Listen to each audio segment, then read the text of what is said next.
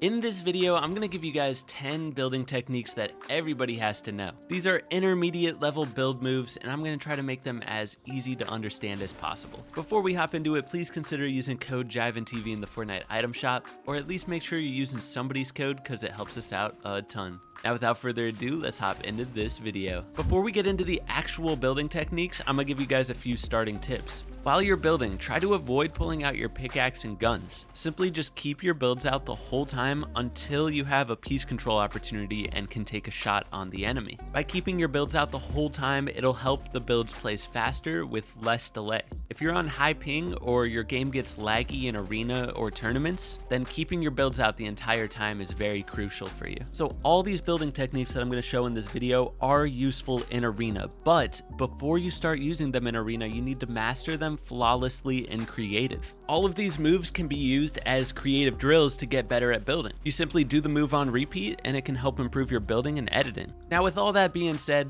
let's hop into these build moves. Quick reminder, timestamps are down below. First move we're checking out. Anytime you're doing a 180 or turning to ramp towards the enemy, you should do this. You place a wall, ramp, and cone. This is a fantastic piece control move because if you claim all these builds and the enemy happens to be under the ramp, you have a perfect opportunity to full box the enemy. So anytime you're doing a 180 or turning towards the enemy, do this combo of ramp, cone, and wall. This move also works really well off of a side jump. You do an elevated side jump where you land on top of your ramp off of the side jump and then turn around, do the 180 and the ramp, cone, wall. If the enemy's 2 layers above you when you do this side jump, you're going to have a perfect opportunity to full box them.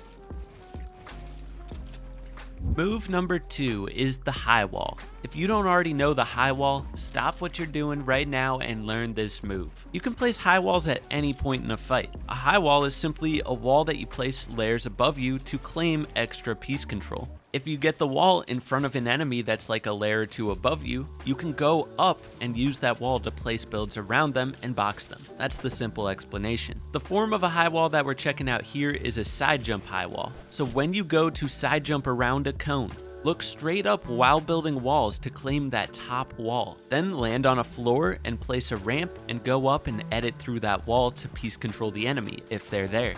If they're not there, you can just keep building up. This is probably the most common and successful arena move that you can learn. So basically anytime I'm in this situation where there's a cone above me and I'm going to do a side jump, I just place high walls. And a lot of times it leads to free kills like this. For move number 3, we're going to need to take a few steps. So I'm sure almost all of you watching this video know how to do a 90, just like that. And if you've been watching my other retake tutorials, you know how to do a protective 90. The difference between a normal 90 and this is that with a protected 90, you have to block the enemy's angle with walls while you're doing the 90. So you can see I'm placing walls behind me while doing 90s here. And that leads us into this really useful combo for getting high ground. The protected 90 on its own is already a good way to get high ground, but let's say you're doing a side jump. If you aim to land right here on your ramp when doing a side jump, you can instantly go into 90s with no momentum loss. So if you do a side jump and land into a protected 90 like I'm doing on screen here, this is a great way to instantly take high ground. The main thing is when you're doing the protected 90, make sure you're blocking off the angle of the enemy with those walls behind you. That'll get you up 3 to 4 layers in the matter of like 1 to 2 seconds. Instant high ground. Move number 4 brings us back to high walls a little bit. This is another example of how you can use them. Let's say you're just building up on a ramp. Flick high walls above you. Not only will this block the angle of shots from the enemy if you place these walls, it also claims builds above you, so if they're on the other side of that wall, you can piece control through that wall and get them boxed. If they beat you to that wall, you're going to be boxed like a fish every single time. So simply placing walls above you when you know the enemy is close is a great way to gain piece control opportunity and protect your angles.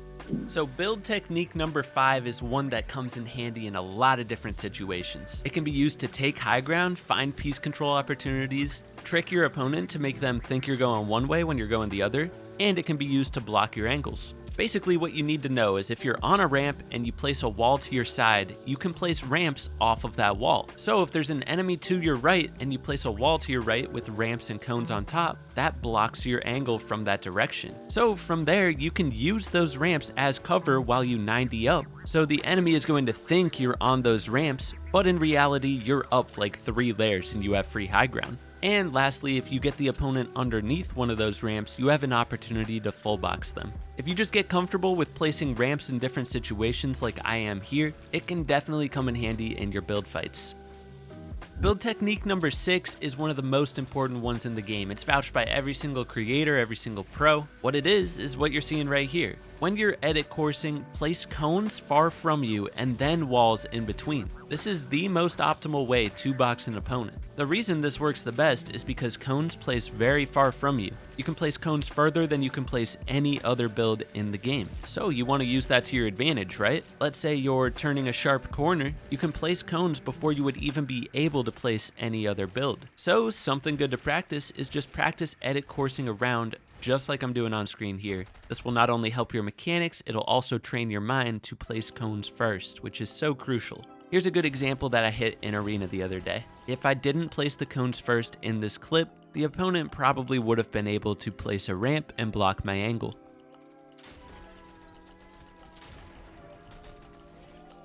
Build technique number 7 is another crucial one. Anytime you're going up layers and you have a cone above you, get in the habit of placing walls through that cone. Whether you're side jumping or if you're editing through the cone, place walls first. You want to do this for similar reasons to the other moves we've talked about. If you place the wall through a cone when you're side jumping, it will give you extra protection from the player you're fighting. And if you place walls through your cone when you're editing through a cone, it will give you some extra piece control and extra protection when you're editing that cone, so then they can't pre-fire you when you do edit it. Also, if you were to place your wall after you edit through the cone, they might already claim that wall and then they're just going to edit on you and bop you. So this is something you definitely got to get in the habit of doing.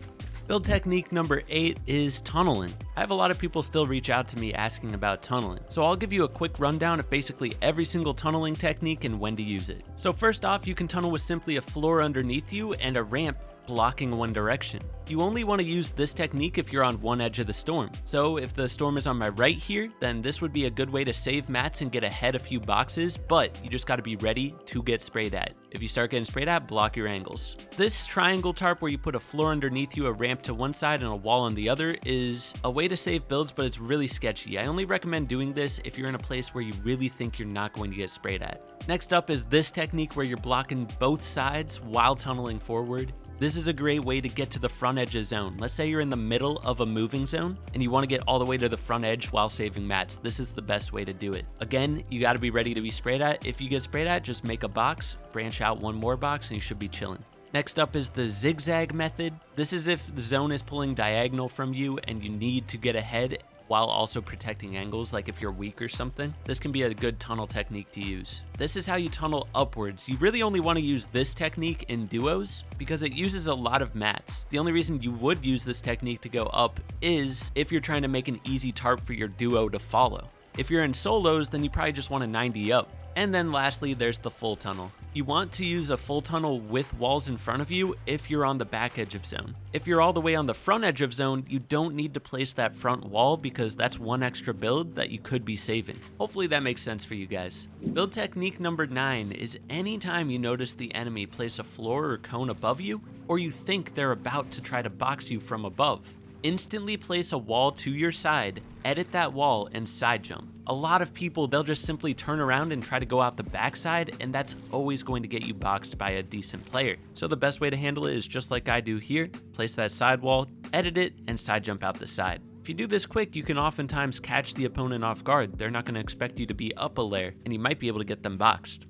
Now the last build technique that I'm going to throw in this video is being able to edit ramps that are above you. This is a skill that comes in handy in a lot of situations, especially when learning high ground retakes. What you need to know is that sometimes editing a ramp above you will make that ramp break if there's nothing for it to connect to. So a good habit to get in is when you flip a ramp, instantly place cones and walls to connect to the other builds around you. Flipping ramps above you is just a good skill to have. You never know. You might get in a situation where you need this. I hope this video helped you guys out. If you want to see more beginner-ish type retake tutorials and building tutorials, let me know in the comments. Don't forget to hit that like button, sub if you're new, use code JivanTV, and I'll catch you in the next one. Peace.